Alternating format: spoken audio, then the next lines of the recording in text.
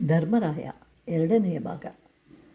ದ್ರೌಪದಿಯು ಯುಧಿಷ್ಠಿರನು ಅತ್ಯಂತ ಗೌರವಕ್ಕೆ ಪಾತ್ರನು ಅಂತ ಹೇಳಿ ನನಗೆ ತಿಳಿದಿದೆ. ಹೇಗೆ ಅಂತಂದರೆ, ರಾಜಸೂಯ ಯಾಗ ಮಾಡುವಾಗ ನಾನು ಪಕ್ಕದಲ್ಲಿಯೇ ಕುಳಿತುಕೊಳ್ತಾ ಇದ್ದೆ. ಆಗ ಅವನ 4 ಜನ ತಮ್ಮಂದಿರು 4 ದಿಕ್ಕುಗಳಿಗೆ ಹೋಗಿ ವಿಜಯ ಯಾತ್ರೆಯನ್ನು ಮಾಡಿ ಕಾಣಿಕೆಗಳನ್ನು ತಂದು ಸಮರ್ಪಿಸಿದಾಗ ನಾನು ಅಲ್ಲಿಯೇ ಇದ್ದೆ. ಸಿಂಹಳ ದೇಶದ ಆನೆಗಳು ಬಹಳ ವಿಶೇಷ, ಆದ್ದರಿಂದ ಅವುಗಳನ್ನು ತಂದು ಕೊಡ್ತಾ ಇದ್ದಾರೆ. ಆದರೆ ಧರ್ಮರಾಯನು ಸಿಂಹಾಸನದಲ್ಲಿ ಕುಳಿತಾಗ ಅವುಗಳನ್ನು ಅಲ್ಲಿಗೆ ತರಲು ಆಗುವುದಿಲ್ಲ ಅಂಥೇಳಿ ಅವುಗಳಿಗೆ ಬೇರೆ ಸ್ಥಳವಿದೆ, ಅದರ ಹೆಸರು ಅಜೀರ, ಅಲ್ಲಿಗೆ ಕರೆತರ್ತಾರೆ. ಆನೆಗಳು ಮದಜಲವನ್ನು ಸುರಿಸುತ್ತೆ. ಇದರಿಂದ ಇಡೀ ಅಜೀರ ಪ್ರದೇಶವೆಲ್ಲ ಮದಜಲದಿಂದ ತುಂಬಿ ಹೋಗುತ್ತೆ.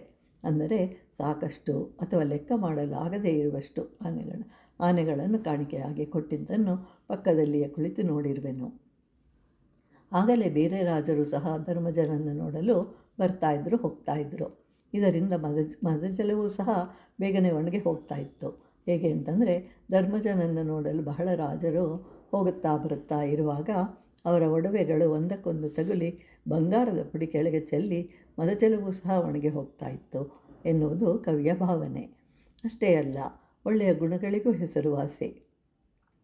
ವಿನಯವಂತನು, ವಿವೇಕವಂತನು, ಧರ್ಮನಿಷ್ಠನು, ಲೋಕದಲ್ಲಿ ಧರ್ಮಕ್ಕೆ ಆದರ್ಶನಾಗಿ ನಿಂತಿರುವನು. ಅಂತಹ ಮಹಿಮಾನ್ವಿತನು ಯುಧಿಷ್ಠಿರ. ಯಾರು ಒಳ್ಳೆಯ ಗುಣಗಳಿಂದ ಕೂಡಿರುವರೋ ಅವರ ಕಣ್ಣುಗಳಿಂದ ಕಾಂತಿ ಕಿರಣಗಳು ಪಸರಿಸುತ್ತವೆ. ಆದ್ದರಿಂದ ಅದನ್ನು ತಿಳಿದವರು ಅಂತಹವರನ್ನು ನಿಮ್ಮಿಂದ ನಮ್ಮ ಮನೆ ಪಾವನವಾಯಿತು ಅಂತ ಹೇಳ್ತಾರೆ. ಹೀಗೆ ಧರ್ಮರಾಯನ ಗುಣಗಳನ್ನು ಭೀಮನಿಗೆ ವಿವರಿಸ್ತಾಳೆ ದ್ರೌಪದಿ.